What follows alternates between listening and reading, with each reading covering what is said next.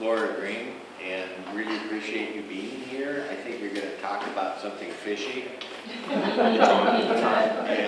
that's not a bad thing. And thank you very much. Just welcome her.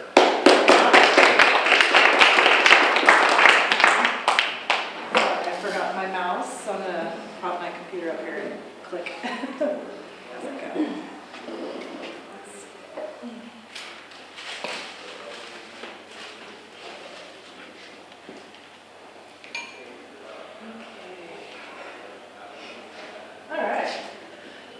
Hi everyone, Laura Green here. I'm the Assistant District Fish Biologist locally for OF&W here in the Gold Beach office. I've been in Curry County since about 2008. I've been in my current position since about 2018. So yeah, hopefully this works. Okay, so very broad picture of what we do is our mission statement. So it's to protect and enhance Oregon's fish and wildlife and their habitats for use and enjoyment by present and future generations. So it's kind of a tall order if you really think about it. That's a lot. So, you know the saying, like, it takes a village to raise a child. Well, it takes a community to make that happen. So we don't do it alone. There are some federal and state agencies that we partner with on a lot of these things. So Army Corps of Engineers, Forest Service, NOAA, BLM, those are our federal partners on a lot of things. State Police, Department of DEQ, DSL, Department of Agriculture, ODOT, Water Enhancement Board, Parks Rec, Forestry, Dogami, Department of Water Resources and Outdoor Rec. A lot of people, a lot of different agencies we interact with each other with when it comes to habitat, or water quality, or enforcement pretty regularly.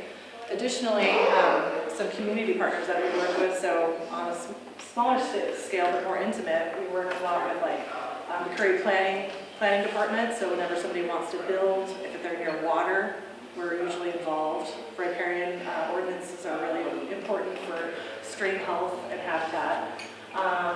Roads department, so anytime a road goes over a creek, there's usually a culvert or a bridge. Fish passage is really important. It gives access to really important habitat for off-channel overwintering and rearing of juvenile fish.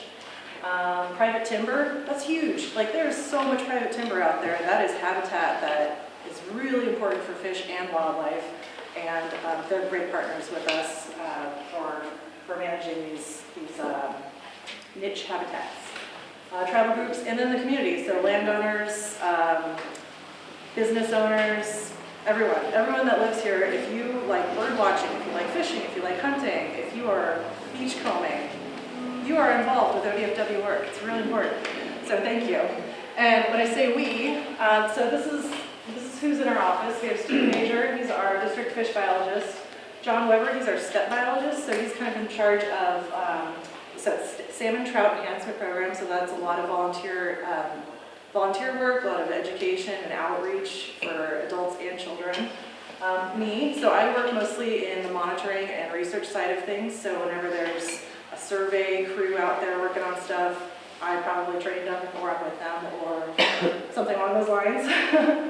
Jason Badger, he's our assistant district wildlife biologist. He's here solo, and he does an amazing job. It's a lot of work for one person. Susan Reamer, she's our marine mammalogist, assistant project leader here. She works mostly with pinniped food habits, so harbor seals, sea lions, what are they eating, when, where, etc. Blair Crone, he's our office specialist, so if you call our office, he's probably the one that's going to answer it. He is the man that keeps our ship on an even keel. This thing's going, we couldn't do it without him. And our rotating seasonal staff, Pal's here, just one of them.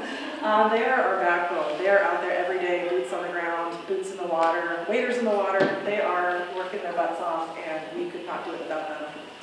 Oh, and this is our district. So it goes from the California border all the way up to, so all of Curry County, and then up into a little bit of Coos County, kind of by 4 Mile Creek and 2 Mile Creek, that area, was South Abandon. We go east into the Kalmiopsis wilderness of the Chetco, and east up the road into the Wild and Scenic and a little bit of the Illinois River, but the other district east of us takes over after that.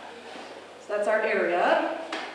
So one of the reasons we do this is because it is a treasured resource by a lot of people. So in Curry County alone, this is tiny and it's a lot of words, so I'm just gonna like sum it up. But there was, in 2019, there was a economic study done by Earth Economics in partnership with Travel Oregon, Parks and Rec, Office of Outdoor Recreation, and OF&W. And they found that in Curry County, for outdoor activities, including hunting, fishing, and wildlife viewing, over $144 million was spent to do those activities in Curry County. And fishing alone, $52 million. Holy smokes, that's a lot of money. That's a lot of cheddar. So a lot of interest. You know, it's important that we protect these resources because a lot of people really care about them. And let's see. So what do we do locally? This is kind of a really quick overview. So research and monitoring, outreach education, fisheries management, habitat, water quality. So this is where other departments kind of step in on some things, but we work together. So like DEQ is really involved with water quality, but we will consult with local groups like with the county whenever there's something like a permitting agency wants advice on something. That's when we come in and we're involved with like habitat and water quality for the most part. Fish salvages, so like if the Oregon Department of Transportation wants to fix a culvert or something, we'll come in during in-water work period. If they want to do in-stream work, we'll block it off. We'll remove the fish from that area safely and move them to a safe spot so they can do their work without harming the fish. And then hatchery activities. So in our office, we're not raising fish in the office, obviously. There's a hatchery up on the Elk River, but we do help with broodstock collection and fish releases, and sometimes we even go help put fins. So the way you can tell the difference between a hatchery raised fish and a wild raised fish is that when they are young, hatchery fish, we will we'll cut the adipose fin off. It's a tiny little fin on their back. And that way when the adults return from the ocean, when they're migrating back into fresh water, you can tell it's a hatchery fish. And so, yeah, our wildlife biologists does a lot of these things, but not with fishy things. And that's probably all I'm going to talk about with wildlife. So, research. I mean, we touch fish when they're adults and babies, all the way through. We're watching them through their whole life cycle. We do all kinds of activities, including juvenile salmonid surveys, adult spawn and ground surveys. We have this Rotary trap right here, a screw trap, that will monitor out-migrating smolt on their way out into the ocean. And we enumerate, basically we can tell how many are going out into the ocean. So if it was a good production or not. We collect carcasses and we'll take scales to figure out how old they are of the cohort coming back. Tons of different projects. And I'm going to get into some of this a little bit later too. Outreach and education. So this is really John Weber's bread and butter. This is what he does most of the time. So we do everything from like free fishing kit events, and we'll teach kids how to fish, how to tie the right knots, everything. In the second grade classes, we have an egg to fry program. So we'll actually bring eggs and to their classrooms, and they have an aquarium set up, and they will raise these babies, and then they actually get to go out and drop them off in their natal streams. Really cool project. Kids usually love it. Fish dissections. This is Blair Crone with his son Tyrone. So cute. On one of our 3 fishing days. Let's see. Okay, so, that didn't quite work. I got a little stuff. So habitat and water quality. This is one that, by itself, I could do an entire presentation on just this. It is one of the most important things that we do. It's one of the most impactful things that we can do to give fish the best chance that they can to survive. When they're out in the ocean, we can't do anything. But what we can do is educate people on what's best practices for riparian areas and water quality. Some of the things that I would highlight here, I don't know why that was there, it should not be there, but so bank erosion, really important. You want to have a very strong riparian vegetation along streams because the roots will anchor soil when water, it's basically, rivers will switch where they're going and you have a fire hose pointed at your bank. Like, not great. So the more vegetation you have there armoring it, the better. But on top of that, it also creates shade in the summer and colder water for fish to actually, it's better habitat long run too. So it protects you and fish. What you find is when that happens, this happens. So this is really turbid water, not great, not ideal. Fish don't do well in it.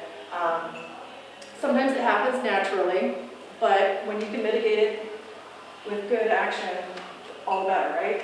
Another thing, so there are ways to work in creeks, and there are like permitted ways, and then there's not permitted ways, and what you don't want to do is add fill. You don't want to reroute a creek. There are a lot of regulations against it, so it makes a mess. Don't do that. And then also, like, the riparian vegetation existing it's great, but what it is also matters. So you don't want gorse or invasive species as part of that riparian group. Gorse in particular, this is on the Elk River. It's pretty bad. It's flammable.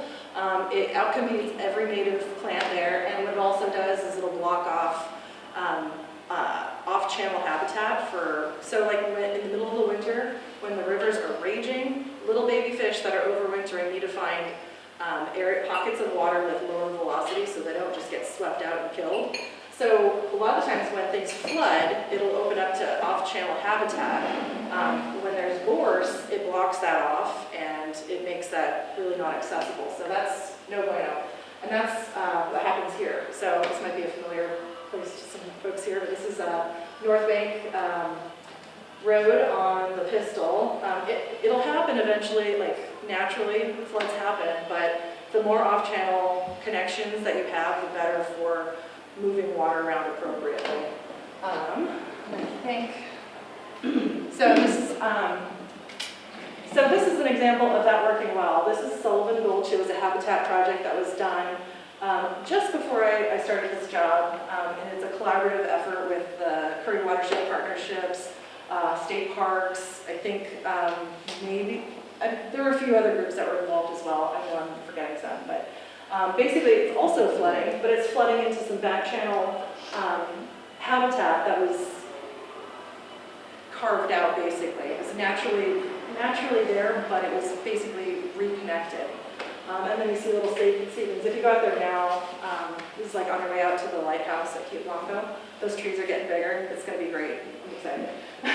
So some other things that you see here. So large wood like this. Basically, when water comes up really high, the high velocity it'll go over large wood and scour. And basically, in the summer, it creates great deep pools with cool, dark water. And fish do much better in the summer, in the heat of the summer, with that kind of habitat. Also, great riparian, providing a lot of shade. And then this guy, man, put him on the payroll. Beavers are great. They do it naturally. That's what they do. They like to go chew on wood. They put debris into the water, and they help us do this. So, go beavers.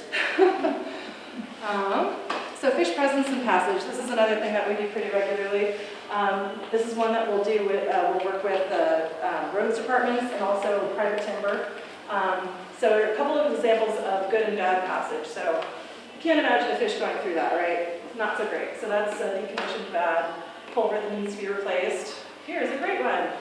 I'm actually in it. So great passage. This is called a perched culvert. No fish can jump up into that. There's no jump pool, and it's too far for it to go in. And fish coming out won't do well either, especially babies. This is a great example of fish passage. The Forest Service did this one. We worked with them on project design and monitoring. Basically, they just mimicked the entire stream from the top to the bottom all the way through. So, I mean, that could be better. And then we have natural barriers. So this basically is just a bedrock waterfall. That would be the extent of fish use. So basically, if we went out to like a private timber operation or something, they have to buffer their streams so they can only cut to a certain point. And for water quality, riparian, all the things. But when there are fish present, the buffer is larger. When there are no fish, it's a little bit smaller. So that's one thing that we'll go, this one here as well, something we'll look for when we're out there. And they're great partners. It's a lot of habitat that we look at with them. So this is kind of where we come into the mix with hatchery, fish production, and stocking. So we have an angler volunteer broodstock program on the Chetco for steelhead. Folks will go fishing and they'll donate fish to us to take to the hatchery. So, so we get eggs and milk and create fish to bring back to the Chetco.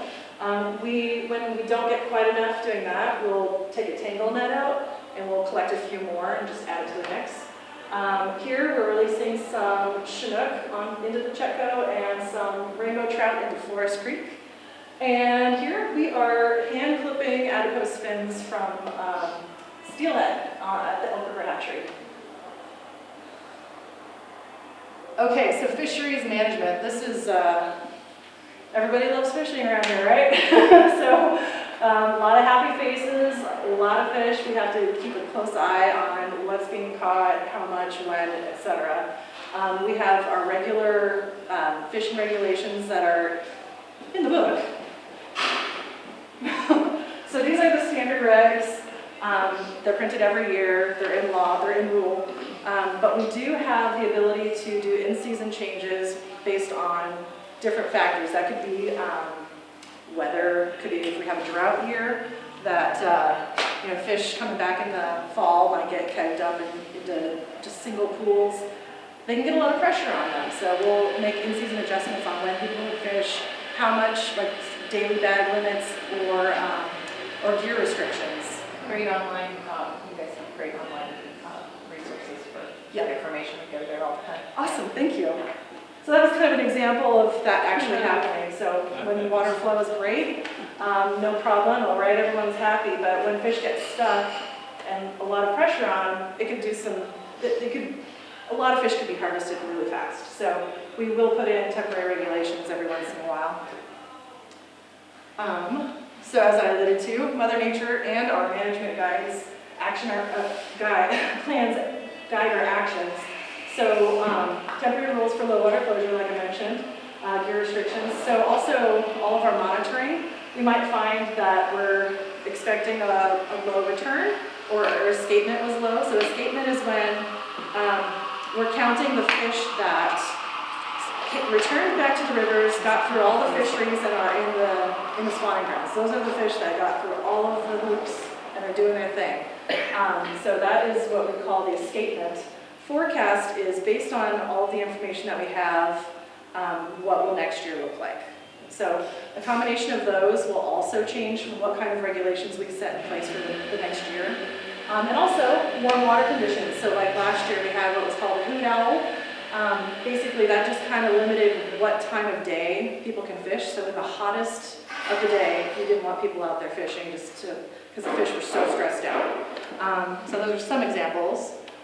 These are the plans that currently we have in place that affect this area. So we will manage our fisheries based on these plans. So the Rogue South Coast Multi-Species Conservation and Management Plan, ugh, what a mouthful. We call it the RSP for short. That's our most recently developed one. I'll talk more about that. Also, Rogue Spring Chinook Plan, Fall Chinook Plan, Coastal Multi-Species Conservation Recovery Plan, and the Oregon Coast Cocoa Conservation Plan. If you want to look any of these up, they are long documents. Unless you're really into fish, they're a little dry, but they are all available there. You could also look online if you wanted to just search like OF&W Fish Conservation Plan. They'll all come up. You can look it up that way. They are really, I find them very interesting, but they are long-winded, just saying. They're all inclusive. Let's see, so I'm going to dive into this one a little bit more. So the RSP plan, we started working on this in 2019, and it was accepted by the OF&W Commission in 2021. So it was a long development plan. We had a lot of constituents involved we call it stakeholder groups from the Rogue and the coastal area. Everybody that might be interested in fish or water resources. We had folks from Curry Watershed Partnership, we had fishing guides, we had forestry department, we had, you name it, we had Native Fish Society, tons of folks. Anyway, everyone was involved in this. It took a lot of work. It took a lot of our fish biologists' time, but we have a great plan to manage with, and it's awesome. The reason that we started developing it, it was, there was a petition that came out first initially. There were a group of people that wanted us to eliminate all opportunity for wild steelhead harvest in this area. And as you saw from the economic slide, that would be really devastating. It's a really big driver. Fishing really is impactful in this area, and it's really important. And we wanted to make sure that, and it was also, there wasn't a biological reason based on the information that we had to completely close anything like that. So we went through this process and we came to an agreement, and this is our plan. So I'm going to go over some of the components that go into it, some of our monitoring. All the monitoring that we had been doing up to this point go into this plan, and then we have additional work now that we feed information into this plan from. So, oh, I have a little animation. I forgot about them. Yeah, so I highlighted the steelhead in this because it was so important when I started. Hi, everybody. Okay. So yeah, it was a lot of work, right? But the silver lining is that we now have dedicated funds for not only steelhead, but also coho and cutthroat trout research. Really important. We didn't have a lot of dedicated funding, and we were stretched really thin. So the idea of doing this without a little extra help was a little daunting. So thank goodness for that. Happy to have the research, or the resource. So our plan's goal kind of aligns really well actually with our mission statement. It is to ensure the long-term sustainability of wild steelhead, coho salmon, cutthroat trout to provide ecological, economic, and cultural benefits for present and future generations. So basically we wanted to foster and sustain fishing opportunities while conserving wild steelhead, coho salmon, and cutthroat trout. So this is the region of the plan's footprint. We have two different stratums. So there's the coastal stratum and then the rogue. We, in our district, I mean, we're in here too, so we do manage that section of it. But the two different groups of stakeholders and OF&W and all of the different constituents came together on the coast to discuss things and also on the road to discuss things. So the plan covers from the California border, a little bit of the North Fork Smith, all the way up into the Elk and all of the road. So Huntley is a long-standing project that we have in this area. It's been going on since the late 70s. Basically, a crew of 4 go out every summer. They begin in the middle of July, go all the way through October. They will deploy a 300-foot seine net at Huntley Park on the Rogue River. And basically, they go Monday, Wednesday, Friday, every week. And they take a snapshot of what is passing by in the river at that time. They do that 15 times a day, and that information, it covers a fall run of Chinook completely. It also gives us information on late run, summer steelhead, coho, and cutthroat trout, among other things. It's also a great opportunity for other agencies or other fish groups to, if they need like genetic samples or scales or something for a special project. We get to handle a lot of fish out there, so it's a great opportunity for us to help other folks as well. It's also really fun, so if anybody wants to come out and watch it, you're welcome. Just give me a call, we'll set you up, get you some waders, and pull some net. So AQI, it stands for the Aquatic Inventory Program. This one has also been around for a really long time. A team of 2 people will come to this area, and this is arguably the most challenging area to do this job in the entire coast. We have very steep territory, we have very remote places that they go. They hike into the Kalmiopsis wilderness with a backpack electroshocker. I mean, they're amazing. But they're snorkeling for and counting Chinook salmon, coho salmon, cutthroat, and steelhead babies. And they are looking for fish presence of all these species in all these different places, and the number of animals, or the number of fish. So they're counting all these little fish in these pools. Really beautiful, really cool. Creel surveys and ELS. So ELS is our electronic licensing system. This is one of our tools for monitoring different fisheries. We have 2 different creels going on right now. There's one on the Chetco and one on the Rogue. Just last Saturday, our peak count for anglers on the Chetco. There was 80 bank anglers and 40 different drift boats on the boat, on the river at one time. That's incredible. That's really busy. So this gives us a chance to find out catch per unit effort, how people are doing, how many fish are being pulled, wild hatchery ratios, and then ELS. So this is new to us. We've been working on this for a little while, but it's a licensing system where people can tag fish or tag hunting information on their phone, and that comes directly to ODFW. The information is instant.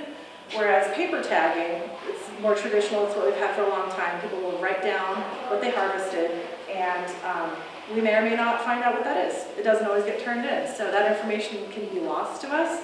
So ELS is helping us kind of fill in the gaps on that. So getting a ratio of how many people are doing paper tags versus electronic licensing is really important. So these pre-roll surveys really help with that. Okay, so this is one of our new ones. So winter steelhead spawning ground surveys. We have done them in the past, but now we have dedicated funds to do that every year and as a standardized program.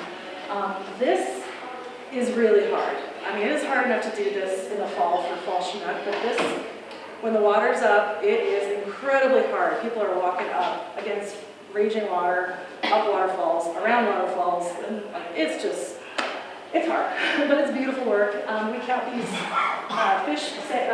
steelhead reds.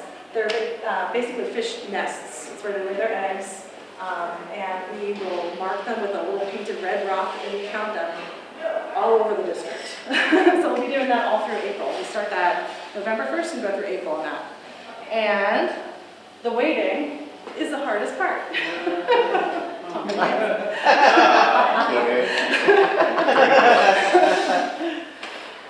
So PHOS, what the heck is that? So that's the percent of hatchery fish on spawning grounds. So basically what we want is for hatchery fish to get caught. We make them, we grow them, we hatch them, you catch them. That's the slogan, right? So we want you to catch them, but they do every once in a while get past anglers and they'll go into tributaries and they'll spawn naturally. So we have to monitor that, and this is, I have a few videos. So this is one way that we monitor them. So in this picture, you can see, you can count fish, but you can't really get detail. But if you look really closely right here, you're going to see some fish go by me. Maybe, we'll see. There they look. So underwater, you can actually see the adipose fin and figure out how many are hatchery, how many are wild. So I do this. This one's on Emily Creek on the Chetco. This is the Elk River main stem. You're going to see a few fish in the middle. There they go. And then down here, this is also the Chetco. This is the confluence of the Quail Prairie Creek on the South Fork. So I'm clung to a rock right now. What you can't see is right over here are a bunch of fish. And I can see them under the water, but the camera didn't pick them up. But I'm going to push off in a second here and get in the current, and then you'll be able to see them come by. And I can count them. I counted them as they're going by. Here they are. Oh, that's cool. And this is also dangerous and scary. But this was a pretty calm day, so I got a nice video. But most of the time I'm like, so I'm just floating through, There they go. Wow. All right. So that's some new monitoring that we're doing as well. So this is kind of the less fun part of this. So part of the RSP plan was, this is a compromise that we made, that we will keep this open, but we're also going to make a tag for it to track it a little bit more closely, how many people are fishing and what they're catching. So in order to fish in this area during steelhead season, folks need to get, if they're a resident, they need to get a $2 validation that allows you to go fishing, and you can keep hatchery fish, and you would have to release wild fish if you caught them. So in addition to that, if you want to keep a wild steelhead, you would go for the harvest tag, that's $10. So the non-resident price is double, so $4 and $20. So $24 for non-residents and $12 for residents to fish. And that, it goes from December 1st through April 30th. So instead of, like, our licenses go from January, like a calendar year, this will go over and cover the whole season. So that was, yeah, and everyone needs them if they're gonna go fishing. Yeah, so that was our compromise, and so far it seems to be working well. I believe we're there. I just got a kid. Go for it. Thank you. First of all, I appreciate the presentation, very interesting.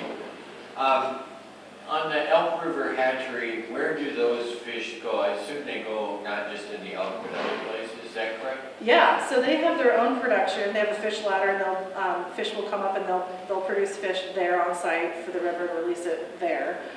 We also collect brood stock from the Chetco for fall chinook and for steelhead. We truck them up there, they raise them to a certain stage, then we bring them back to the Chetco. We have a small, so we'll release them usually at Loeb Park, State Park, or at Social Security Bar down lower. We also have a small portion that are put into the Ferry Creek Reservoir for acclimation. It's a step project, so it's another volunteer one if anybody wants to be a part of that. And other than that, that's what they produce right now currently, I believe. And one other quick one. Do I understand right? Can a cutthroat trout mate with a steelhead? I've heard that happens. There is some hybridization. It does happen. It usually happens more with like landlocked fish. So like not necessarily our sea run cutthroat, but more of our resident ones, and rainbow trout would do that. Okay. You can find that in lakes or usually in really small streams inland. But it is possible, as far as I know. Okay, thanks. Yeah.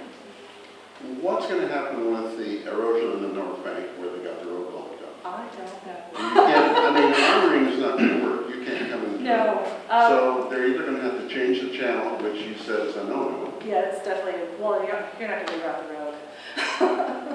I am not sure. Alan Boyce did it one year, so. I guess that's true. You just need dynamite. Because if you let it go, it's going to turn into an oxbow and it's going to go back straight anyway. But Right. it may take 200 years. Right. So why not just say that's going to happen and go out and create a straight channel? Yeah, that's difficult because now you're getting, the Army Corps of Engineers Yeah. involved. You're getting Big job. little county roads, and you have OF&W, and I mean it's huge. I don't know what the plan is yet. So I guess how much of a role do you play in that? We would be a part of permitting. Wrong Well, there. habitat. Habitat is where that's our stake in that. We will give advice on best management practices on creating habitat out of whatever happens. So I mean, if they were to dump a ton of riprap right there, a lot of big pieces of rock and concrete and whatever, we might say, jam some large woody debris in there too, to make it soften it a little bit for fish. But as far as what the plan is currently, I do not know. That we were just talking about that in the office yesterday. But you'll have a role in it. probably. Yes, yeah, they'll have us they'll at least ask us what we're thinking on it. Yeah, it's a great question.